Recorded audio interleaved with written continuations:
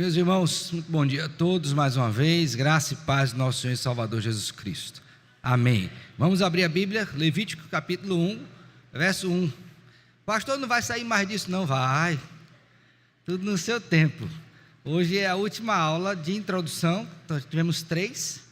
Aí, se Deus permitir, no nosso próximo encontro, a gente começa realmente no texto bíblico, tá certo? Embora a introdução seja extensa, mas ela é necessária até para que você possa compreender toda a dimensão desse livro, ou pelo menos ajudá-lo nesse sentido, né?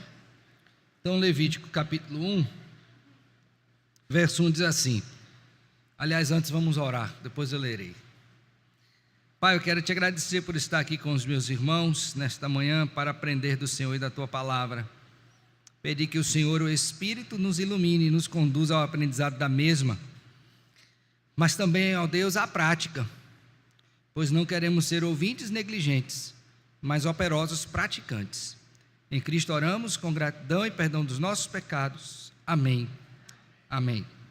Então, Levítico 1, nós lemos o seguinte: chamou o Senhor a Moisés e da tenda da congregação lhe disse. Amém. Meus irmãos, recapitulando brevemente o que dissemos, primeiro localizamos o texto de Levítico dentro da revelação, isso no contexto do Pentateuco e também no contexto de toda a Escritura, mostrando que Levítico está presente em toda a Escritura. Em linhas gerais é isso. Dissemos também que a ocasião em que esse livro foi escrito, Moisés está diante da tenda da congregação, ele não consegue adentrar porque a glória do Senhor está presente ali, está cheia de fumaça, e Deus é quem toma a iniciativa de chamar a Moisés a fim de dar instruções com relação àquele que deveria ser o relacionamento correto Deus com o seu povo e vice-versa. E aí você tem toda uma série de leis que restabelece e regula este relacionamento. Depois nós apresentamos, num segundo momento, foi semana passada, um esboço do livro, mostrando aqueles que são os pontos capitais, revelando também para vocês que, a despeito de toda a prescrição, você tem algumas narrativas que são importantíssimas dentro do contexto do livro de Levítico. Aí você tem aquela situação de Nadab e Abiú, você tem aquela situação referente àquele que era o filho do egípcio que blasfemou e que morreu. E isso revelou para nós, ou revela para nós, a seriedade com que Deus trata o seu relacionamento com o seu povo. E, logicamente, as leis que regulam este relacionamento. Finalmente, você vai ver no capítulo 26, bênçãos e maldições. E aí você vai entender que o que Deus quer é que o seu povo seja um povo abençoado, seguindo, logicamente, as prescrições estabelecidas pelo Senhor, seu Deus, que é o nosso Deus, mas também que esse povo soubesse que dentro do contexto da aliança, na medida em que ele não observa o que Deus estabelece, ele está à mercê também das maldições da aliança. E no último capítulo 27, a importância da fidelidade pactual. Então, em linhas gerais, é este o esboço do livro. E aí eu disse na semana passada que nós entraríamos hoje naqueles que são os assuntos ou temas relevantes dentro do texto. E eu falei para os irmãos lá na primeira aula que a semelhança do esboço era difícil você ter um livro que falasse do mesmo modo que o outro, porque cada autor trazia a sua abordagem, não que elas estejam erradas, mas acaba dando uma ênfase sobre um ponto ou outro, aglutinando um ponto com o outro. Então, em linhas gerais, você vai ter que fazer uma opção de entender o que eles apresentam e trazer um esboço que seja o mais adequado para apresentar esses temas teológicos. Portanto, há temas que estão presentes em todos os esboços e outros não. Então eu fiz isso aqui e quero trazer e apresentar para os irmãos nesta oportunidade, a fim de que a gente tenha uma noção desses temas que perpassam todo o livro de Levítico, e logicamente que estão presentes também na Escritura. Então o nosso foco hoje é mostrar quais são esses temas. E aí a gente encerra essa parte introdutória e vamos ingressar no estudo do livro propriamente dito, dos versos bíblicos a partir deste verso 1 do capítulo 1, tá bom? Dito isto, irmãos, vamos então aos temas. O primeiro tema que eu quero trazer aos irmãos como um tema dominante no livro de Levítico é o tema referente à presença de Deus. Então, uma das coisas que você vai observar quando faz a leitura do livro de Levítico é que esse assunto ele está ali em todas as suas letras. está embutido, não há como desassociar este assunto. Deus é o Deus que é o Deus presente. E como é que a gente observa isso? Primeira coisa que você vai ver, já no verso 1, é que quando Deus chama Moisés para falar com ele, ele está na tenda da congregação. E vocês sabem que a palavra associada à congregação, ou tabernáculo, quer dizer habitação, tá? Tabernáculo está relacionado ao quê? A habitação. Por exemplo, o Senhor Jesus Cristo tabernaculou entre nós, ele habitou entre nós, quando ele se fez carne. Então, logicamente, que já no verso de número 1, você já tem, e isso está em todo o livro, esta ideia de que Deus é o Deus que tabernaculou no meio do seu povo, ele habitou no meio do seu povo, e logicamente que ainda habita no meio de nós, tá certo? E este é um tema que está presente aqui. A questão levantada é a seguinte: o que isso tem a ver com aquilo que se apresenta ao longo do livro? Isso quer dizer, em linhas gerais, e eu creio que é importante que você saiba disso, que a sua vida, toda ela, é tomada diante de um Deus que é sempre um Deus o quê? Presente. Toda a sua vida, ela deve ser tomada sempre a partir da perspectiva de que há um Deus que é um Deus o quê? Presente. Um Deus que está no meio de nós. Indo mais profundamente, um Deus que está dentro de nós, pela habitação do seu Santo Espírito. A questão é, e em que isto muda a minha vida? Em tudo. Existe uma expressão latina que é chamada corandel, e essa expressão ela é geralmente tomada para associar a nossa perspectiva de vida a partir da presença de Deus, ou seja, uma vida vivida diante de Deus. Então, se eu sei que Deus está presente, como que eu devo pautar a minha vida? Se eu sei que Deus está presente, quais devem ser os meus pensamentos? Se eu sei que Deus está presente, quais devem ser as minhas palavras, as minhas ações, as minhas reações, os meus objetivos? E deixe-me dar um exemplo de como isso influencia não somente a minha visão do todo, mas a minha perspectiva. Abra sua Bíblia aí, por favor, num livro que está antes de Levítico, mas que já traz essa perspectiva. Gênesis capítulo 39, por favor. Você sabe que José foi vendido, não é? Foi para o Egito, e lá o seu primeiro local foi na casa de Potifar. E você está ciente também de que a mulher de Potifar, ela tentou a José para que ele pudesse então coabitar com ela, o que não aconteceu. Quando José então vai se livrar dessa tentação, ele traz consigo uma perspectiva que está alinhada exatamente com isso que eu estou dizendo, a percepção de um Deus presente, tá bom? Então, Gênesis 39, por favor, verso de número 7. Aconteceu depois destas coisas, que a mulher de seu senhor pôs os olhos em José e lhe disse: deita-te comigo.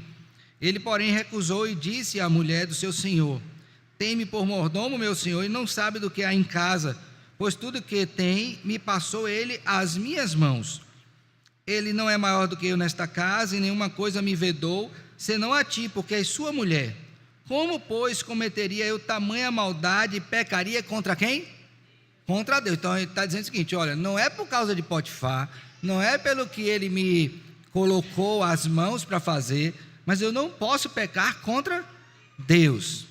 Agora, por favor, leia aí a partir do verso 10, juntos, vamos lá? Falando.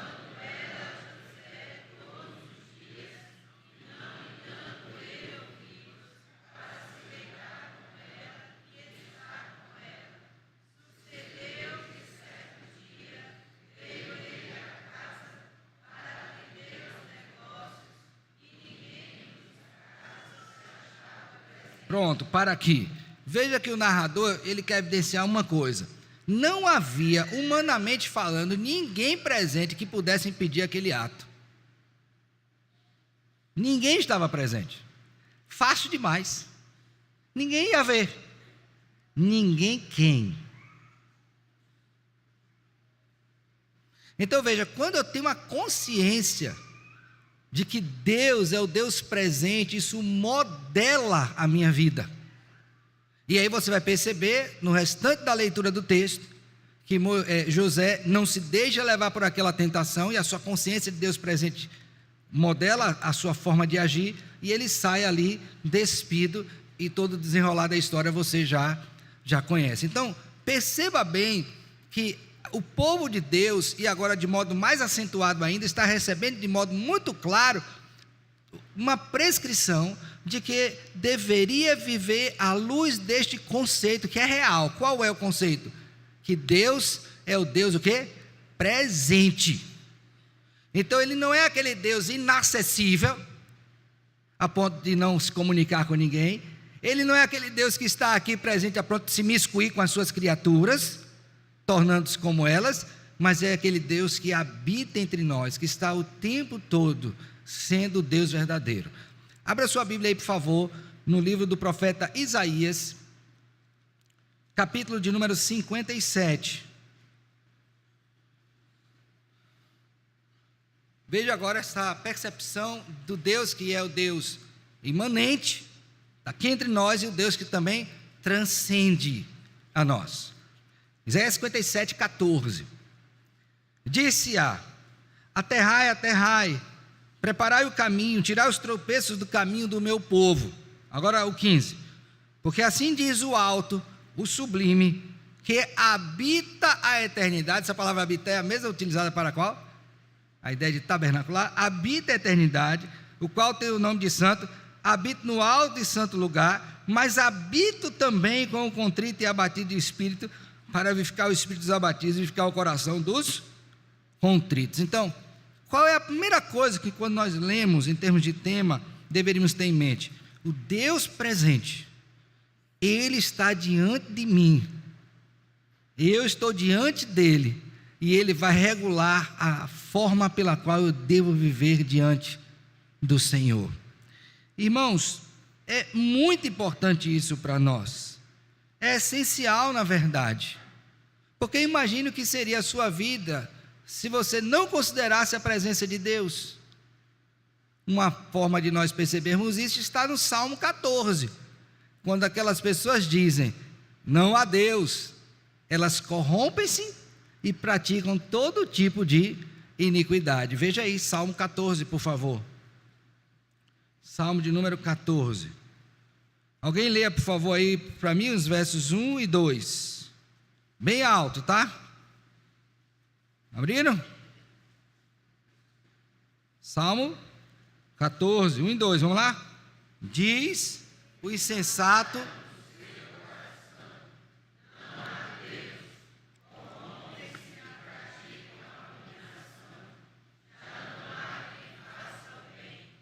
do céu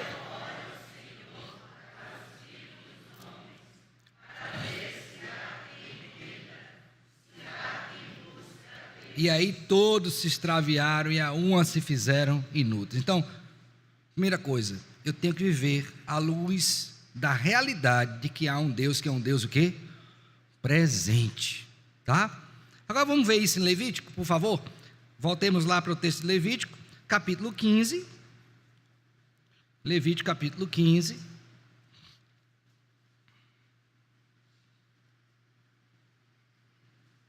Verso 31.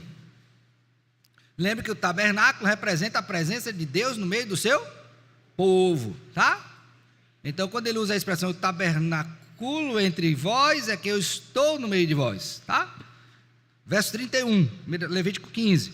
Assim separareis os filhos de Israel das suas impurezas, para que não morram nelas, ao contaminarem o meu tabernáculo, que está o quê? No meio deles. Eu estou no meio de vocês, vocês não podem me contaminar, ou contaminar o tabernáculo que ali está. Ainda em Levítico, capítulo 26, por favor. Agora os versos número 11 a 13. Porei o meu tabernáculo no meio de vós, e a minha alma não vos aborrecerá. Andarei entre vós, andarei entre vós, estou no meio de vocês, e serei o vosso Deus, e vós sereis o meu povo, e eu sou o Senhor vosso Deus, que vos tirei da terra do Egito, para que não fosseis seus escravos. Quebrei os timões do vosso jugo, e vos fiz andar o quê?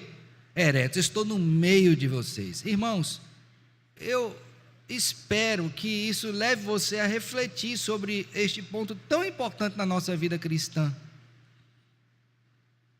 Quando nós temos a percepção de que Deus está entre nós, entendemos, à luz da revelação do próprio Senhor, o que isso representa, a nossa postura tem que ser modelada.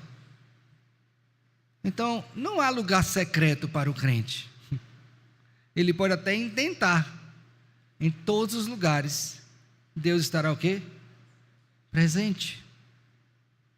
Em todo tempo. Então isso deve fazer com que você e eu passemos a pensar nisso. Então, aqui, um exemplo. Alguns acham que pode se esconder com isso, né? Vai para o banheiro, vai para o quarto. Alguns adolescentes ficam embaixo da coberta, bota a coberta escura, vai da cama, sobe na casa. Meu filho, você pode ir para qualquer lugar. Você não tem como se ausentar da presença do Senhor. O Levítico está trazendo essa ideia. O meu povo viverá para sempre diante da minha o quê? Presença. E é interessante que, se por um lado a gente está notificado disto, por outro a gente tenta fazer o caminho inverso, de fugir. Tenta, né? Não consegue. Por favor, abra a sua Bíblia no Salmo de número 139 e veja comigo, quando Davi alude a esse intento vão de querer fugir da presença do Senhor. Portanto, se Deus é onipresente e onisciente, Ele não tem como eu fugir. Então vamos ver, Senhor, Tu me sondas e me conheces, sabes quando me assento e quando me levanto, de longe penetra os meus pensamentos, esquadrinhas o meu andar e o meu deitar, e conheces todos os meus caminhos. Ainda a palavra não me chegou à língua, e tu, Senhor, já a conheces toda. Tu me cercas por trás e por diante, e sobre mim pões a mão. Tal conhecimento é maravilhoso demais para mim, é sobremodo elevado, não posso atingir. Então, nesse sentido aqui, Deus me conhece por dentro. Então, ainda que eu queira fugir interiormente, não conseguirei. Ok? Mas vamos pensar que você quer fugir exteriormente, fugir para algum lugar, longe da presença de Deus. Aí o verso 7. Para onde me ausentarei do teu espírito? Para onde fugirei da tua face? Se suba aos céus, lá estás. Se faça a minha cama no mais profundo abismo, lá estás também. Se tomo as asas da alvorada e me detenho nos confins dos mares, ainda lá me haverá de guiar a tua mão, e a tua destra me susterá. Se eu digo, as trevas com efeito me encobrirão, e a luz ao redor de mim se fará noite, até as próprias trevas não te serão escuras. As trevas e a luz são a mesma o quê? Coisa. Então, para onde é que eu vou fugir da presença de Deus? Então, o povo do Senhor, vivendo diante do Senhor, tinha que pautar a sua vida a partir dessa perspectiva. Não tem como fugir. Irmãos, isso mudou hoje. Você não tem um tabernáculo, mas você tem aquele que tabernaculou entre nós, que enviou-nos o seu Espírito, que habita entre nós e está dentro de nós pelo seu Espírito. Então, ainda hoje, não tem como você querer viver fora da presença de quem? De Deus. Então, o primeiro tema que eu queria trazer de Levítico é exatamente esse. Tudo isso é estabelecido porque você está vivendo diante de um Deus que é um Deus o quê?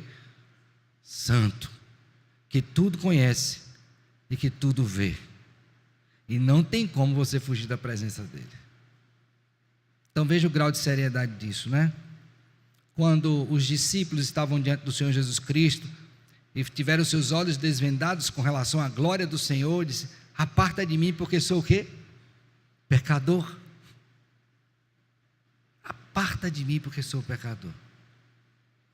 Então, olhar para o Senhor e saber que Ele está diante de mim, deve me conduzir a uma vida de santidade, porque Deus é o Deus presente.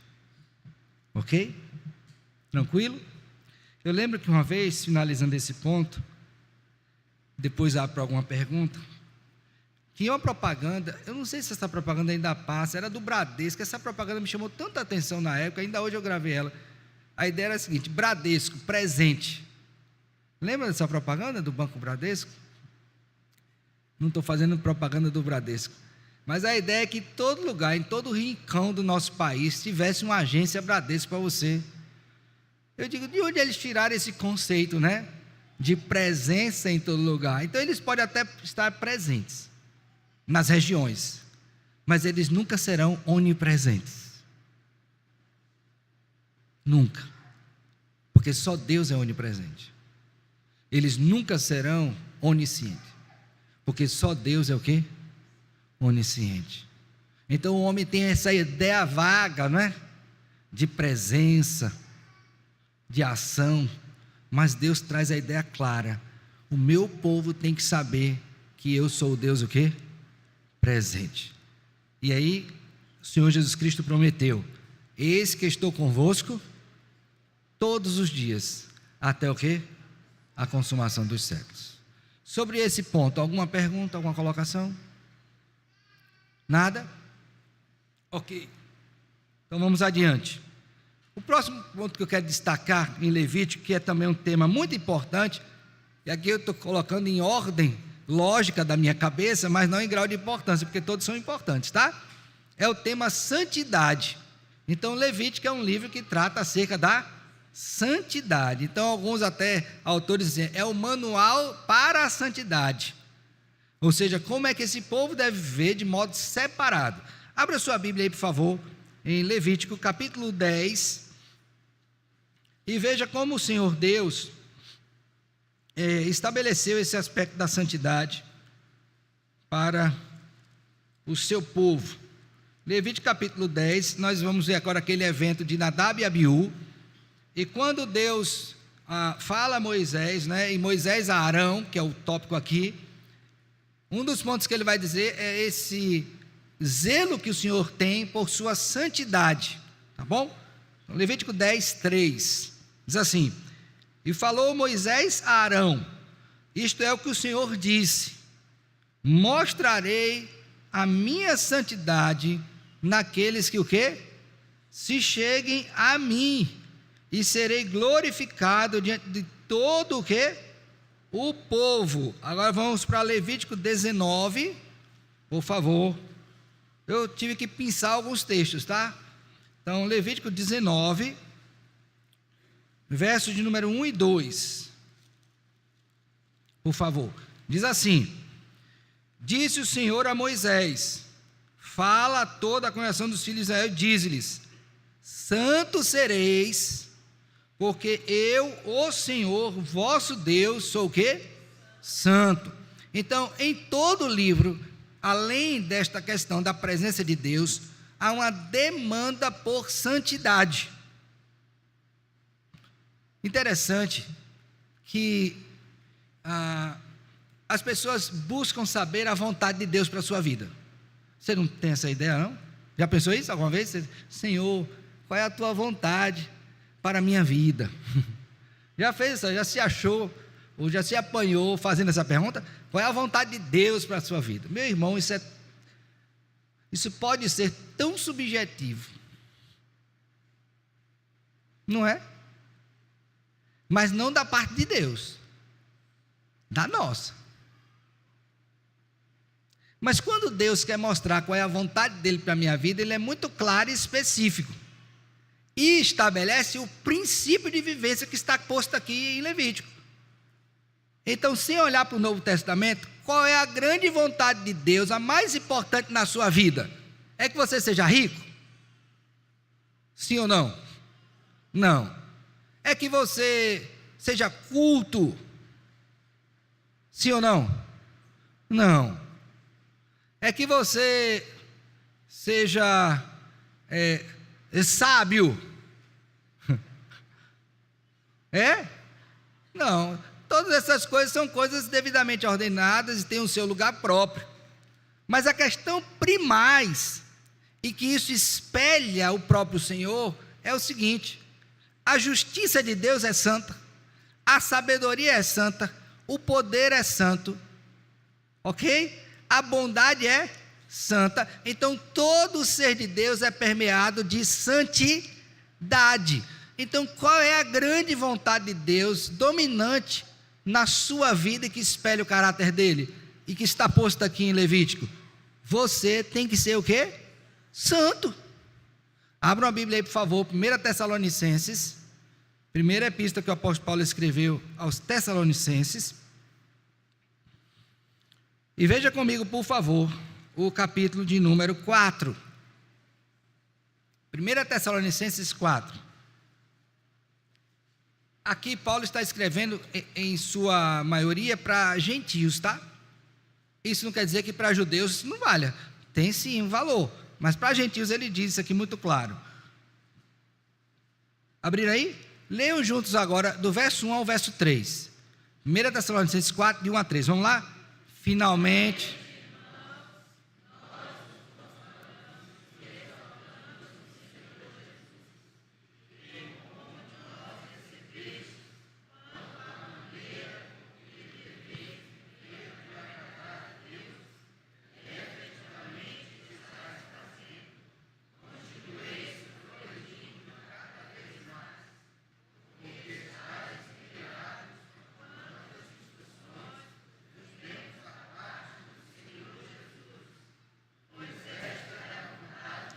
Para.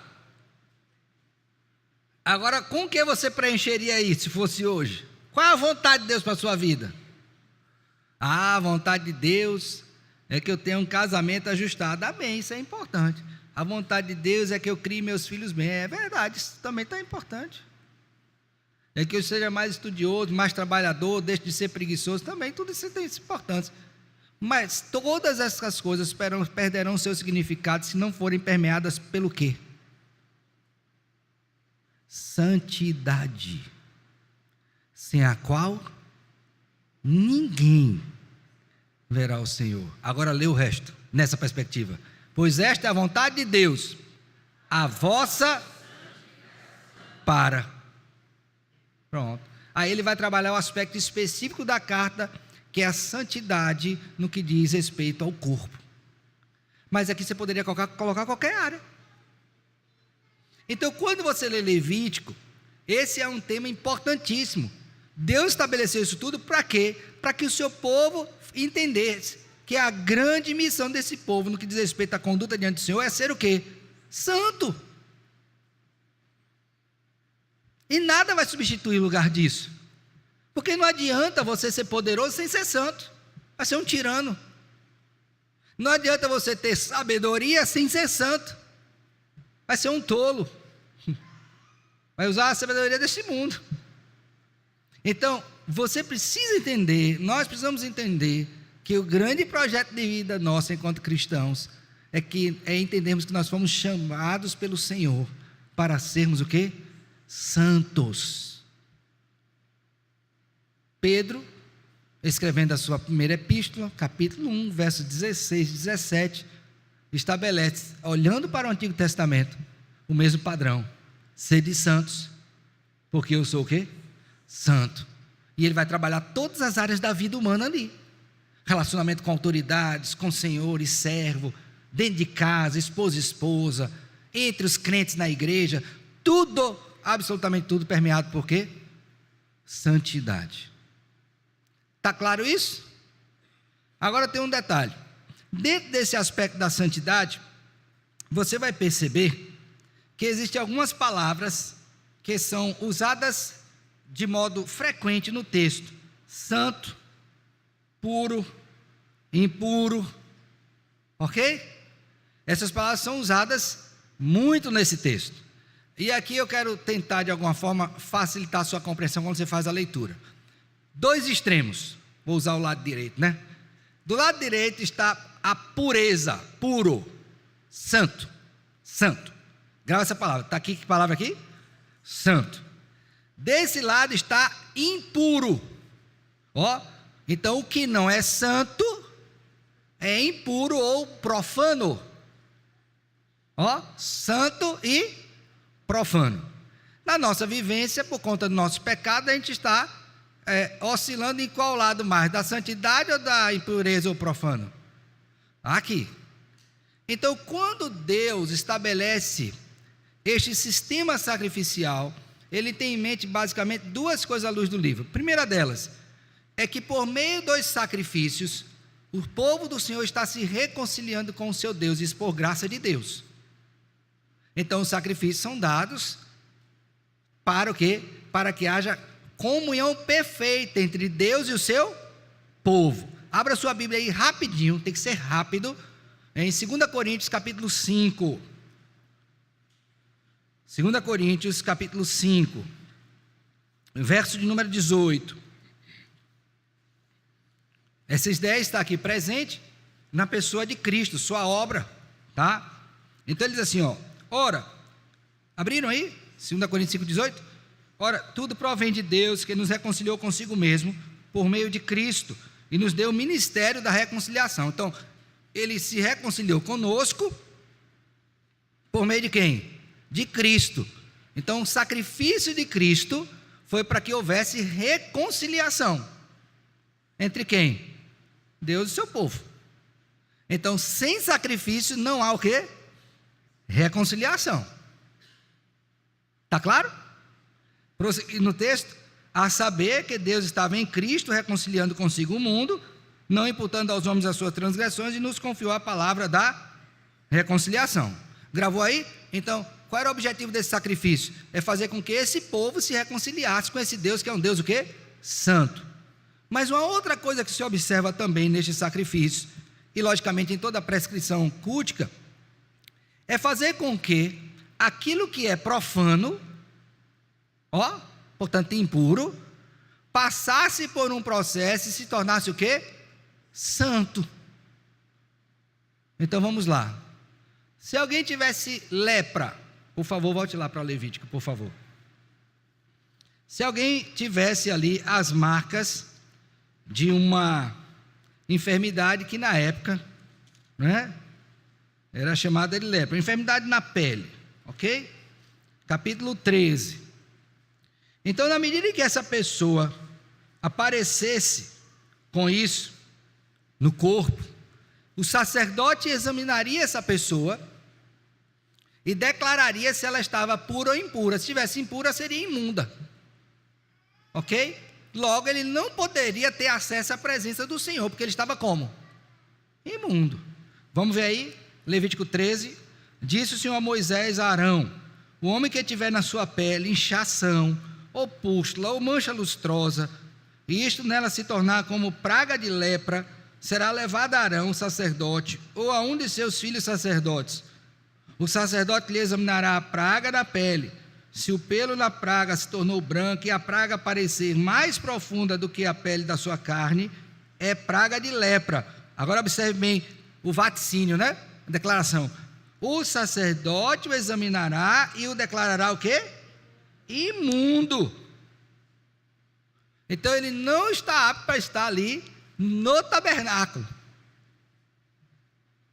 Mas a pergunta é: alguém que está imundo pode se purificar, ou ser purificado, se tornar santo?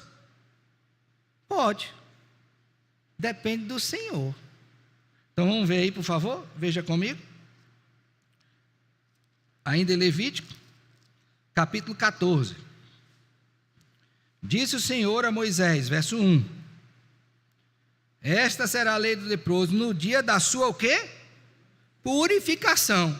Então aquilo que é imundo, mediante sacrifício, pode ser purificado, vai se tornar santo, então pode ser utilizado pelo Senhor. Então, preste atenção aqui em mim agora. Qual é a nossa condição por causa do pecado? Nós somos puros ou impuros? O quê? Podemos estar na presença de Deus? Sim ou não? Por nós mesmos, podemos? Seremos o quê? Consumidos. Mas se houver um sacrifício prescrito pelo Senhor e a Ele agradável, esse que é impuro pode ser purificado e novamente habitar na presença do Senhor? Pode. As prescrições de Levítico apontam para isso. Deus nos santifica para estarmos na sua presença. Essa é uma iniciativa do Senhor em nosso sentido. Não de nós para Ele, mas dele para nós. Isso é o nome chamado de graça. Maravilhoso, né? É maravilhoso. Porque Deus está dizendo, vocês não têm condição de chegar na minha presença, porque vocês são impuros.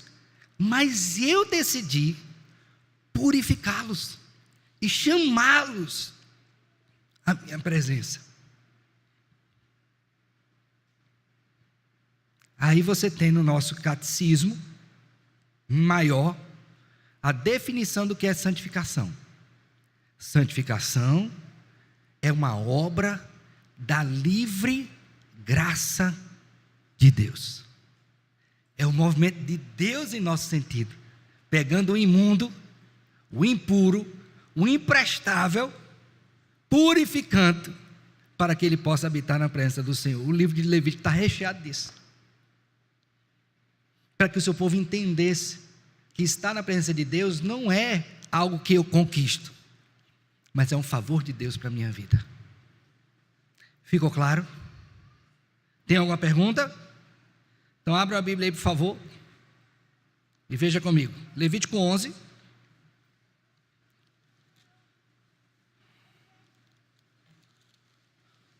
Levítico 11, versos de número 44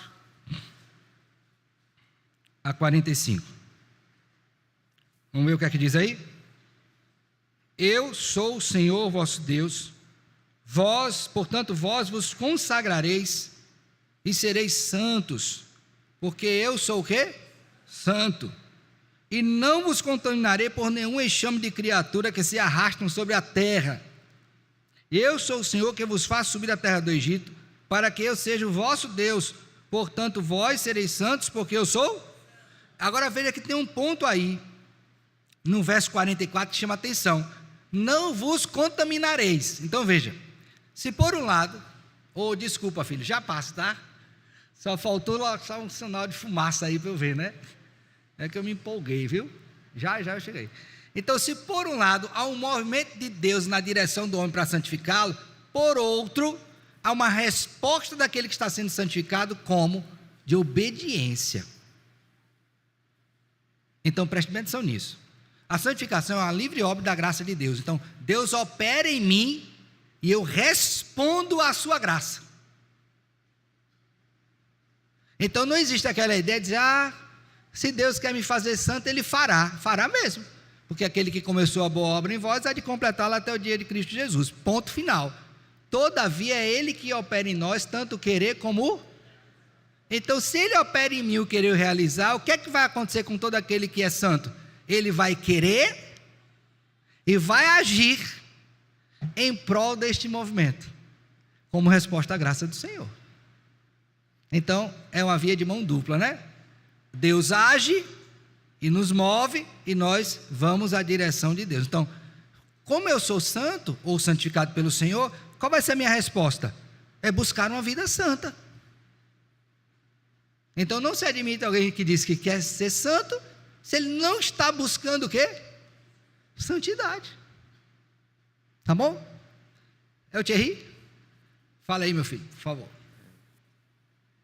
Alguém ajude a esse bendito microfone.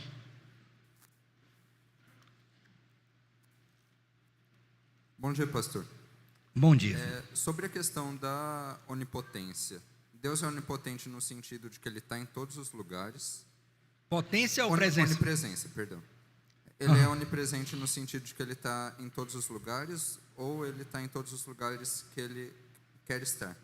Em todos. Não há um só lugar onde Ele esteja. Até no inferno Ele estará. E sobre a questão de santificação, qual é o problema? Só um detalhe, eu falei do inferno, mas lá no inferno ele não estará porque é impuro, não, é exatamente porque é santo, infringido o castigo final sobre o diabo, seus anjos e todos aqueles que o negaram. Vai. Sobre a questão da santificação, qual é o problema da visão da teoses? Com relação a? Teoses. E o que especificamente você está querendo saber?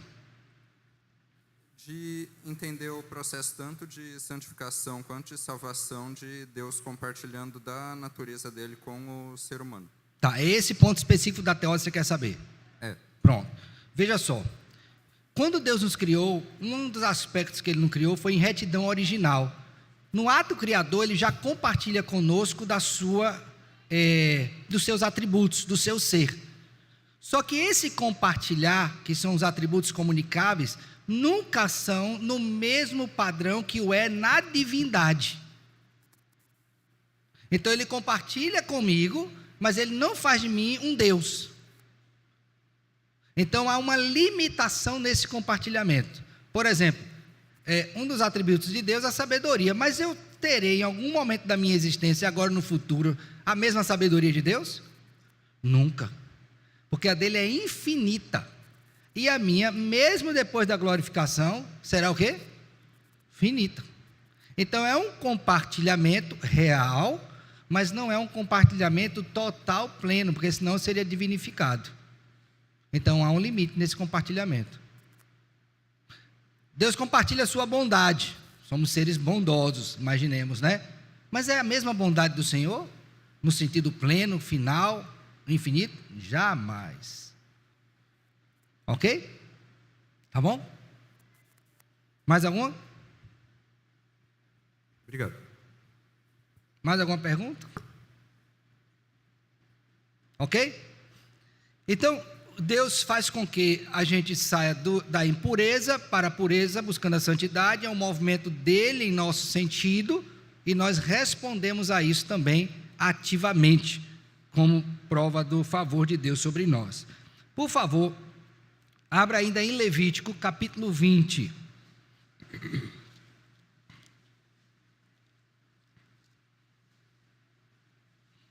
Veja uma prescrição muito direta com relação à santificação para o povo do Senhor, tá? Então, o que é que eu estou querendo aqui? Combater aquela ideia de que, se Deus vai me santificar, Ele é gracioso, então pronto, não preciso fazer nada. Não, você tem que responder à graça. Como? Qual é a resposta à graça que eu e você precisamos ter nessa busca por santificação?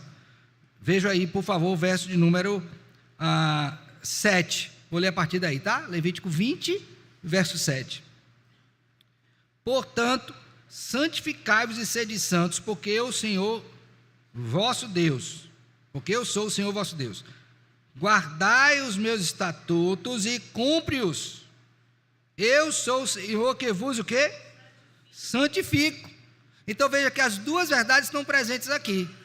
Uma, de que você tem o dever de buscar a santificação pela obediência à palavra do Senhor, e outra, que Deus age em seu benefício, lhe santificando.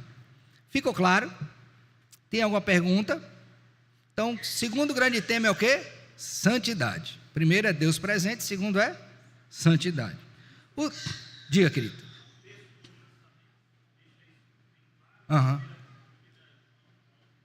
1:9.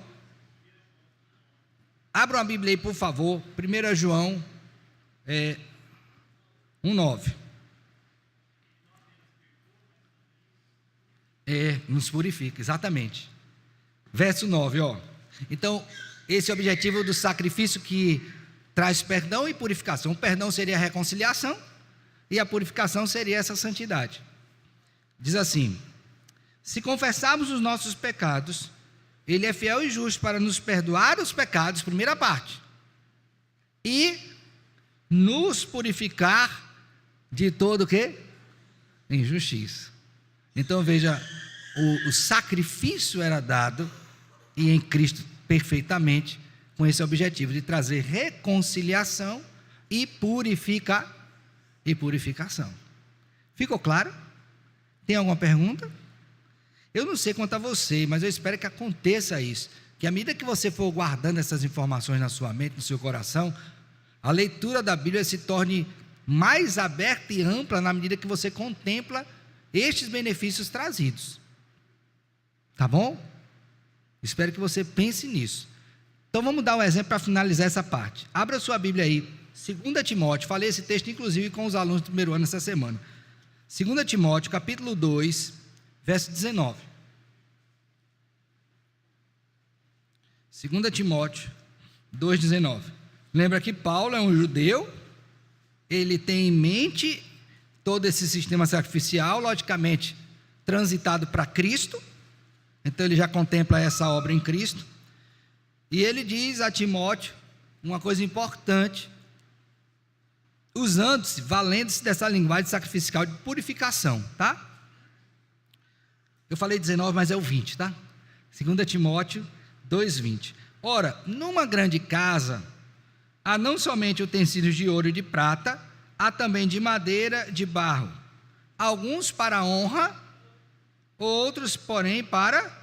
Então ele está dizendo, ó, numa igreja, tem gente de todo tipo, tem gente de ouro, tem gente de prata, tem gente de barro, tem gente de madeira, todos são utensílios, mas infelizmente alguns utensílios são para honra, outros são para o quê?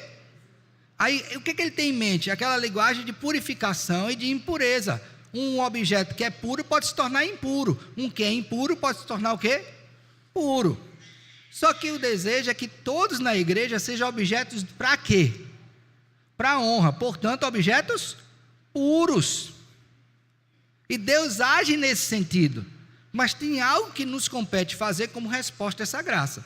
Por favor, lê agora o verso número 21, todos juntos. Assim, pois, se purificar destes erros, será utensílio para a honra, santificado e útil ao seu, estando preparado. Pronto, então ele está dizendo o seguinte, olha, na casa de Deus tem gente que desonra, e tem gente que honra. Se você é um crente santificado, você vai querer aperfeiçoar essa santidade. Isso é o quê? Se purificar, querer ser mais santo, e na medida em que você for mais santo, segundo Deus, você será mais útil ao seu possuidor. Quem é o seu possuidor? Nosso possuidor, dono, Deus. Então alguém disse, pastor, estou na igreja há 10 mil anos, nunca fui usado para nada, nem oração silenciosa me pedem para fazer.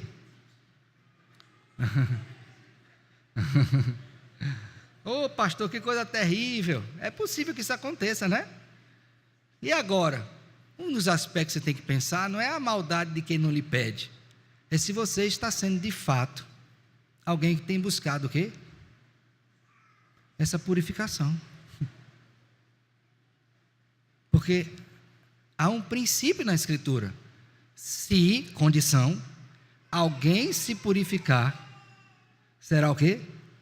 Um vaso para honra, será um vaso santificado, lembra que eu disse? Sai da impureza para a pureza, e será um vaso o quê? Útil. Então o que é que nós devemos buscar? Santidade.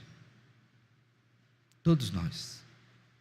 Santidade de motivos, santidade de objetivos, santidade dos pensamentos, santidade das palavras, das ações, das reações, santidade em tudo.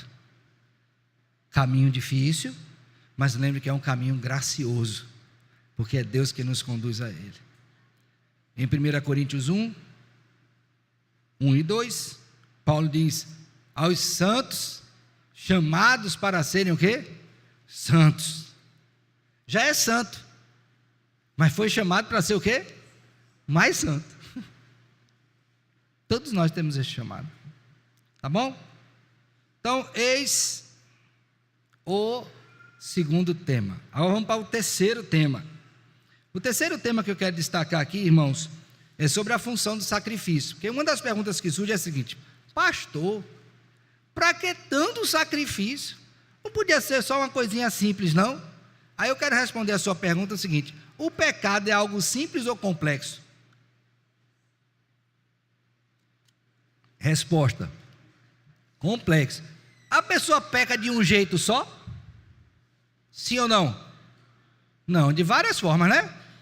Você peca por pensamento?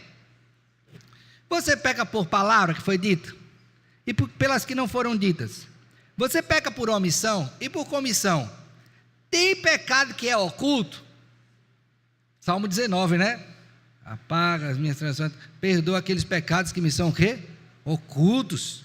Meu irmão, é tanto tipo de pecado que só não supera o tamanho de Deus. Então Deus, vendo essa multiplicidade de situação, Ele estabeleceu para cada grupo um sacrifício específico. Para quê? Para que não ficasse de fora um só pecado, para que não houvesse uma provisão de Deus. Então vamos voltar lá para Levítico, por favor.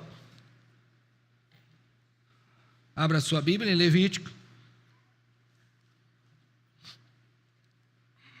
Capítulo de número 4. Verso 27.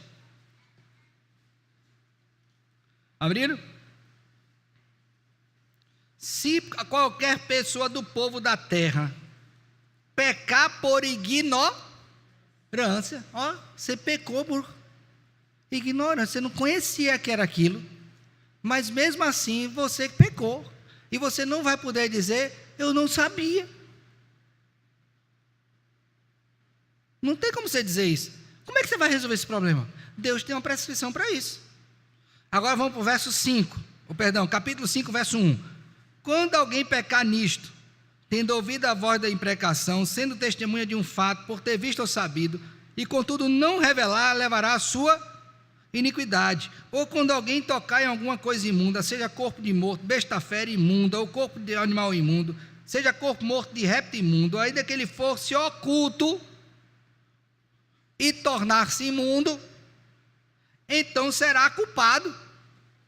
Olha, pecou por ignorância, pecou sem... Meu irmão, tanto pecado. Aí Deus estabelece o quê?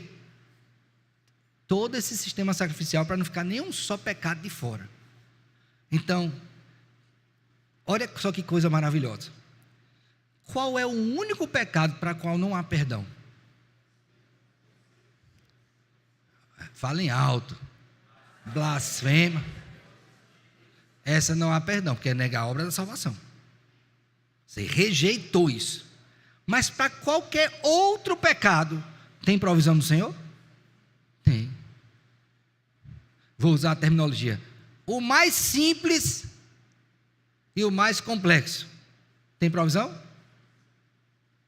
O que eu peco sabendo e eu peco sem saber. Contra Deus ou contra o próximo. Tudo tem provisão. Então esse sistema sacrificial foi estabelecido para que tudo ficasse coberto. E aí quando o povo pecasse, em uma das circunstâncias, soubesse que tem como recorrer ao Senhor e tem a provisão em Deus. Agora, por favor, abra a sua Bíblia aí, em Hebreus, capítulo 9. Hebreus 9.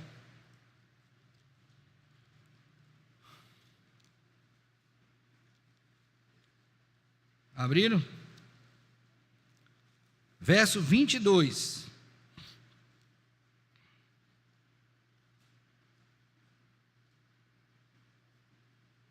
Abriram? Com efeito, quase todas as coisas segundo a lei se purificam com sangue, e sem derramamento de sangue não há o quê? Remissão de pecados. Então todo esse sistema sacrificial apontava para quem? Para aquele único e final sacrifício que cobriria tudo. O sacrifício de quem? De Cristo Jesus.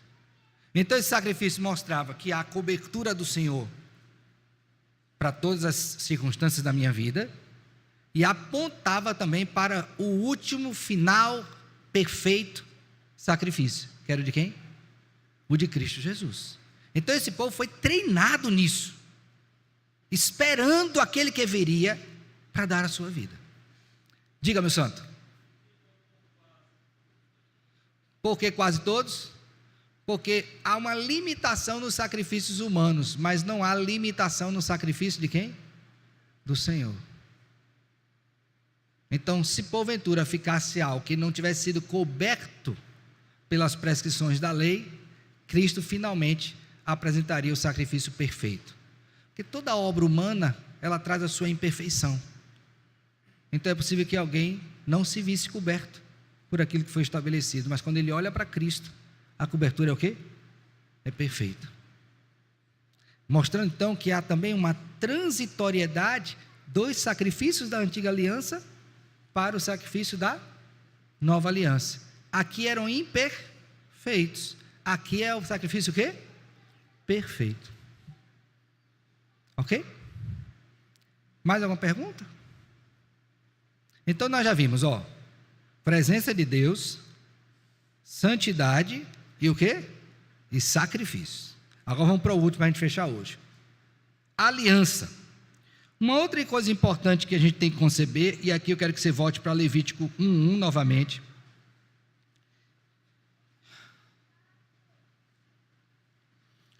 Lembra que na primeira aula eu disse a vocês que o nome de Deus utilizado no verso 1 do capítulo 1 de Levítico é o nome pactual, Senhor. Lembra que quando Deus chamou a Moisés e foi enviá-lo ao Egito, Moisés disse: Senhor, quando eu chegar lá, quem eu vou dizer que me enviou? Aí ele vai dizer o quê? Diga que eu sou, me enviou. E esse nome ficou reconhecido, e de fato como o nome pactual de Deus. Então a outra coisa importante que você tem que conceber é que quando nós lemos o livro de Levítico, o tema da aliança ele perpassa. Por quê? Porque é o Deus do pacto entrando em aliança pactual com o seu povo. E logicamente que isso traz à nossa mente algumas coisas. A primeira delas é que essa foi uma decisão de Deus em nosso favor. Não tínhamos nada que pudesse mover ao Senhor em nosso sentido. Então Ele decidiu entrar em aliança conosco. Segundo, que é uma aliança, em fidelidade. Então Deus será fiel na sua aliança. Ele cumprirá o que Ele prometeu. Ok? Terceira coisa importante é que você tem que lembrar, quando fala aliança, que você está em aliança com Deus pactual, o Deus fiel e o Deus que é misericordioso com o seu povo. Isso não quer dizer que Ele seja um Deus leniente. Ele é o quê?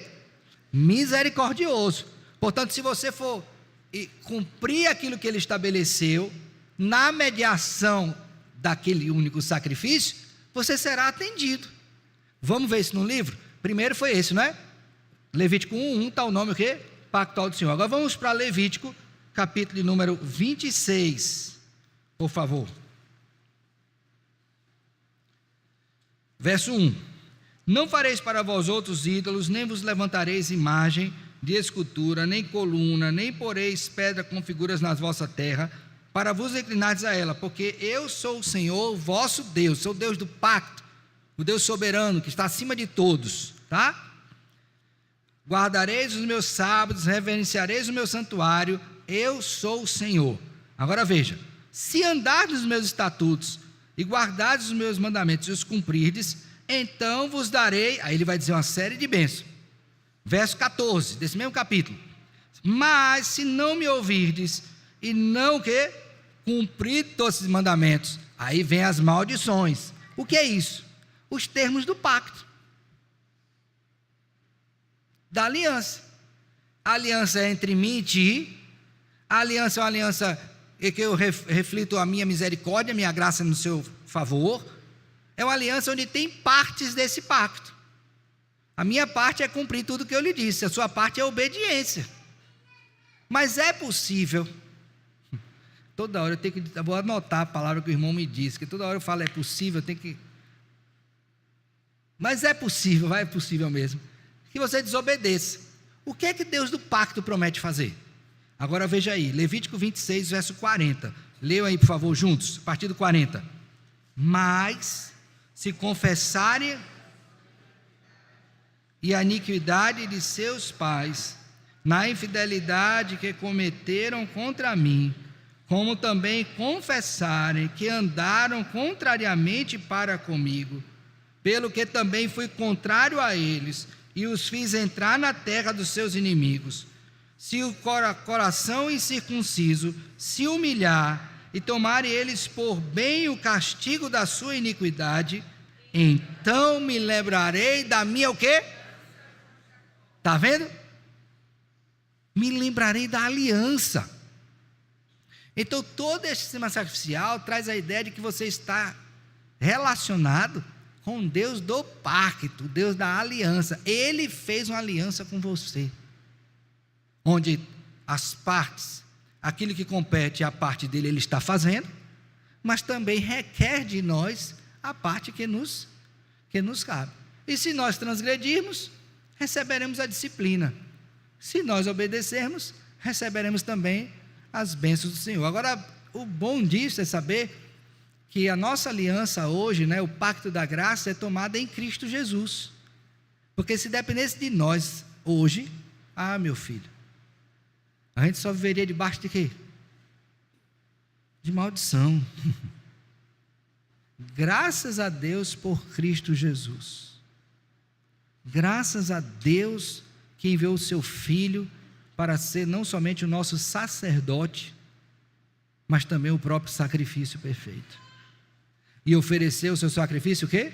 De uma vez por todas. Sacrifício que não se repete. Sacrifício perfeito. Então, diante disso, nós devemos considerar que Levítico é um livro de aliança. Diga, irmã Dark. Bom dia, pastor. Bom dia, filha. Sobre o pacto, Adão e Eva, quando houve o pecado no Éden, Deus podia ter destruído, todos e criado uma nova. Podia. E aí, ali foi um pacto que ele já tinha feito, com eles. Então, ele permitiu que Eva, no caso, gerasse e mesmo sentindo dores, pudesse ter filhos, mas Deus prometeu isso antes deles pecarem. Foi isso?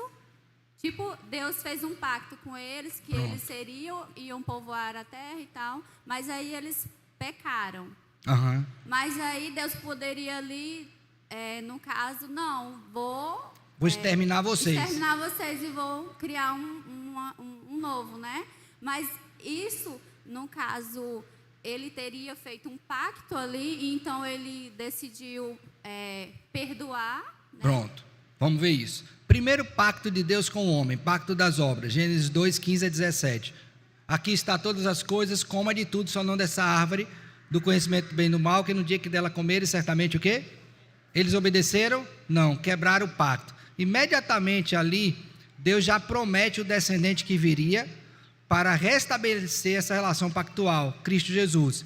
De ti nascerá o descendente, este ferirá a cabeça e tu lhe ferirás, esse esmagará a cabeça e tu lhe ferirás o... De onde é que vem essa ideia? Na eternidade, Deus fez um pacto intratrinitariano, chamado Pacto da Redenção, onde nesse pacto ficou acertado o seguinte: o Pai vai eleger um povo, esse povo que estará caído será salvo pelo Filho que seria enviado, e esta obra seria aplicada no coração do pecador para que ele pudesse crer pelo Espírito Santo de Deus. Então aquilo que está acontecendo aqui na história da humanidade, o homem cai, pacto das obras, e depois é restaurada a presença de Deus, pacto da graça. Tem aqui na eternidade, que nós não vimos, mas temos ciência, um pacto entre as pessoas da Trindade, de salvar esse povo mesmo que tivesse caído. Esse Deus da aliança podia ter destruído todo mundo ali, mas lembre que ele é rico em misericórdia, e ele decidiu na eternidade salvar um povo, seu povo eleito. Então, se ele matasse ali, como é que surgiria a descendência? Ele podia fazer isso. Mais à frente, quando o povo sai do Egito, o povo cria um falso Deus, o bezerro. E quando Deus vem, vai dizer: vou matar todo mundo, Moisés, de você. Aí Moisés intercede, já apontando para Cristo, e Deus é misericordioso com aquele povo. Aí o povo vai. Mais à frente, Deus manda os espias. Aí o povo recebe o relato dos espias com incredulidade. O que é que Deus faz? Vou matar todo mundo e vou deixar esse povo aqui. Aí disse: não, Senhor, não faz isso, pois eles não vão entrar. Para cada dia que os espias ficaram, será um ano no deserto. Deus mais uma vez agiu com misericórdia. Então é esse Deus misericordioso com o qual nós estamos em relação pactual, por graça dele em nosso sentido. Então ele poderia sim ter destruído, mas ele decidiu fazê-lo para evidenciar a sua misericórdia. Lembra Romanos 9? Terei misericórdia de quem me aprouver ter misericórdia, e compaixão de quem eu quiser ter o quê? Compaixão. É um ato da misericórdia do Deus da aliança. Por isso que ela se renova a cada manhã, senão a gente seria o quê? Consumido. Tá bom? Beleza? Então, finalizando. Tem mais alguma pergunta? Então, finalizando hoje, lembre dos temas. Primeiro tema qual é? Qual é? Deus presente. Você vive diante de Deus santo. Segundo tema, santidade. Depois, sacrifício. E depois, aliança. Esses 4 temas vão estar presentes em todo o livro e devem nortear nossa perspectiva sobre aquilo que está sendo apresentado. Tá bom? Finalizamos hoje a introdução, né? E se Deus permitir, no próximo domingo que estivermos juntos, nós daremos continuidade agora entrando realmente no texto bíblico e analisando parte por parte. Deus abençoe vocês ricamente. Tá?